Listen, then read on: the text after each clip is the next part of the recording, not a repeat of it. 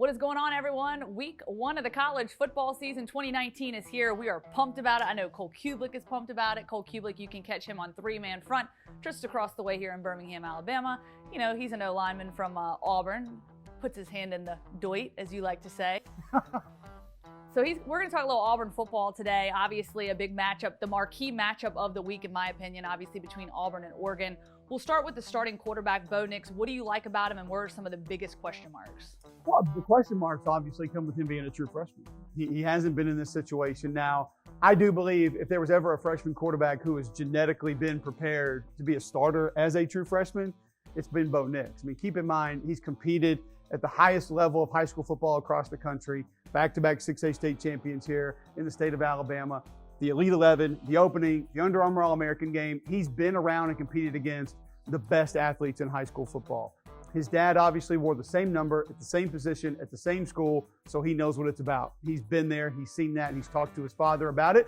And he's been raised to be a quarterback, not from when he was 14 or 15 or got to high school. Every day in his household was raised by a quarterback. Patrick Nix was the offensive coordinator at Samford, at Georgia Tech, in Miami. So offensively, he's going to be able to handle a lot. He's been put through a lot. His father's put a lot on him as a quarterback from as long as he's been alive, but still has not been in this situation against this kind of a defense at this speed with this much on the line. Those are your concerns. I think, what does he bring to the table other than those intangibles that I just mentioned? Bo Nix is going to be a better athlete than a lot of people imagine. I think a lot of people just think pocket passer like his father was. Straight line speed, outside of the two track guys, Schwartz and Shivers, Bo Nix is one of the faster players on this football team. I think he's elusive. I think he gives you change of direction. I think he's very quick twitch. You'll see some of those things help him, not only in the quarterback run game, but when he wants to leave the pocket. Accuracy is going to be another strength of his. And then I just think decision-making. Is he going to make some bad decisions? Yes, he is. But consistently, I believe the moment won't be too much for Bo Nix, and he'll be able to make better decisions than any other option Gus Malzahn had. Okay, then let's take ourselves up to the offensive line. Can the offensive line protect him, obviously open up the gaps, allow for offensive production against this Oregon defense? Should be able to. You have a new defensive coordinator there, and you got a big guy, Jeff Scott, in the middle, who's 310 pounds at nose guard. So obviously Caleb Kim's going to have his hands full. And then you watch another true freshman, Kayvon Thibodeau, out on the edge. Saw him at the Under Armour All-American game down in Orlando. He's 6'6", 245, 55 pounds, can absolutely rip off the edge, very flexible.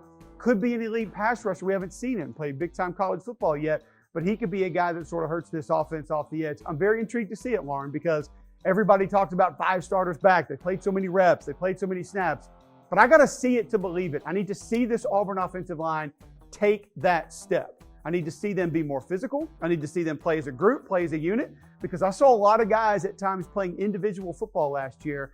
And this now being year 2 under J.B. Grimes, their offensive line coach, things should make a little bit more sense. There shouldn't be as much confusion from a technique and a fundamental standpoint, from a verbiage standpoint. So I do expect and anticipate this Auburn offensive line will take a step, but I still do need to see it to believe. All right, we're going to see it at 6:30 on Saturday at AT&T Stadium. It's going to be a great matchup. Of course, for all your SEC info, all your Auburn Tigers info, you can visit us on AL.com.